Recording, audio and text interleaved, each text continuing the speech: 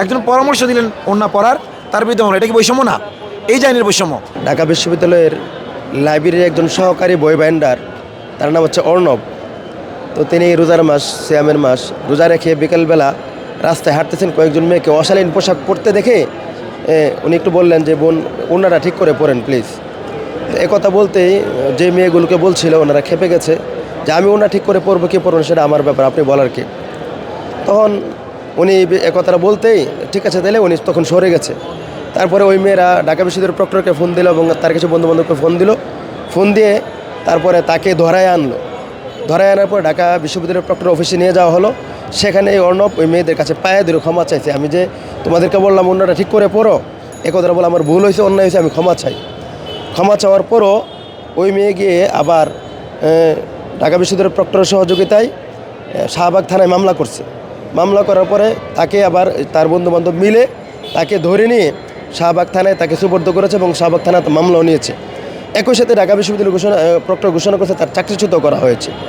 তো বিষয়টা আমাদের কাছে অত্যন্ত খুব খারাপভাবে লাগছে। একজন মানুষ রোজার মাসে একটা মেয়েরা অশালীনভাবে চলাফেরা করছে, সেখানে একটু ওনাটা ঠিক করে পড়েন কথা বলাটা তার এমন কী অপরাধ হয়ে গেল।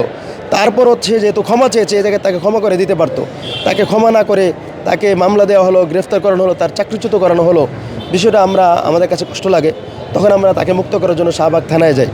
তো শাহবাগ থানায় গিয়ে আমরা প্রশাসনের সাথে কথা বলার পরে তারা বলছে মামলাটা যেহেতু নির্দিষ্ট একটা ব্যক্তি করেছে, বাদী করেছে, তো ওই মামলাটা তো আমাদের কিছু করার নাই। তারপর ঢাকা বিশ্ববিদ্যালয়ের প্রক্টর আবার থানায় যাই, ওখানে আমাদের সাথে বসে আলোচনা হয়, কথাবার্তা হয়। পরে এক পর্যায়ে সিদ্ধান্ত হয়েছে যে এটাকে মুক্ত করতে গেলে কোর্টে যেতে হবে। তারপর কোর্ট তাকে জামিন দিবে, জামিন দিলে তারপর আমরা তার ব্যাপারে আর কোনো কর্মসূচি বাকি থাকে না। এজন্য আমরা এখানে আসলাম, তাকে শাহবাগ থেকে থানা থেকে আমরা নিয়ে আসছি এখানে তার মুক্তির জন্য, তার জামিনের জন্য এখানে আসছি। এখানে আসার পর আমরা তাকে নিয়ে আবার ঢাকা বিশ্ববিদ্যালয়ে যাব, গিয়ে তাকে যেই পদ থেকে তাকে পদচ্যুত করা হয়েছিল সেখানে তাকে পুনর্বহাল করে আমরা তাকে সেখানে রেখে আসবো ইনশাল্লাহ। একজন পরামর্শ দিলেন ওড়না পরার, তার বিরুদ্ধে মামলা। এটা কি বৈষম্য না? এই যে আইনের বৈষম্য। তারপর আপনার ফ্যাসিবাদের, বিশেষ করে এটা গঠিত হয়েছে ফ্যাসিবাদের আমলে, দলমত নির্বিশেষে আপনার সাধারণ মানুষ যারা রয়েছে তাদের মামলা জামিন করার কেউ নেই, তাদের মামলাগুলো দেখাশোনার কেউ নেই। অথচ দলীয় লোকের জামিন ঠিকই হয়ে যাচ্ছে। বিএনপির লোকজন বিএনপির লোক মামলাই করতেছে, জামাতের লোকজন জামাতের ভাইদের মামলাই করতেছে। তারাও নিরপরাধ যারা, তাদেরও জামিন হয়ে যাক আমরা চাই। কিন্তু নির্দলীয় লোকেরা কিন্তু কি পাচ্ছে না, আপনার এই যে আইনি সহায়তাগুলো পাচ্ছে না। এই জন্য আমরা জুলাই পরবর্তী বাংলাদেশে বাইতুল মোকাররম একটি মহাসমাবেশ, সেখানে স্বাধীনতা পরবর্তী বাংলাদেশের সবচেয়ে বড় সমাবেশ ছিল এটা।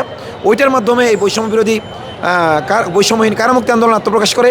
এখানে তাওহীদি জনতা যেমন রয়েছে, এখানে সেকুলার যারা মজলুম দরদি রয়েছে তারা রয়েছে, গণতান্ত্রিক বিভিন্ন দলের যারা মজলুমদেরকে ভালোবাসে, মজলুমদের প্রতি দরদ আছে, যারা ভারত বিরোধী রাজনীতি করে তারা আছেন, বিভিন্ন বিচারপতিরা আছেন, এখানে সেনাবাহিনীর প্রাক্তন সদস্যরা রয়েছেন এবং প্রশাসনের বিভিন্ন প্রাক্তন সদস্যরা রয়েছেন এবং প্রশাসনের মধ্যে বর্তমান যারা রয়েছেন তাদের মধ্যে আমাদের হিতাকাঙ্ক্ষীও রয়েছেন।